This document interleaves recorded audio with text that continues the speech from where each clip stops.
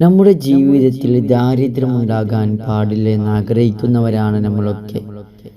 നമ്മൾ മരിക്കുന്നത് വരെ ഹലാലായ ഭക്ഷണം, നല്ല ഭക്ഷണം നമുക്കുണ്ടാവണം. അതിനു വേണ്ടിയാണ് നമ്മൾ ആഗ്രഹിക്കുന്നതും നാം അധ്വാനിക്കുന്നതും. നമ്മുടെ മക്കൾക്കും നമ്മുടെ കുടുംബക്കാരുടെ വയറ്റിലേക്ക് ഹറാമായ ഭക്ഷണം പോകരുത്. മറ്റുള്ളവരുടെ മുമ്പിൽ കൈനീട്ടേണ്ട ഒരു അവസ്ഥ നമുക്ക് ഉണ്ടാകരുത്. ഈ ദുനിയാവിയായ ജീവിതത്തിൽ നമുക്ക് ഭക്ഷണം അത്യാവശ്യമാണ്. അത് മറ്റുള്ളവരുടെ മുമ്പിൽ കൈനീട്ടേണ്ട അവസ്ഥ ഉണ്ടാകാൻ പാടില്ല.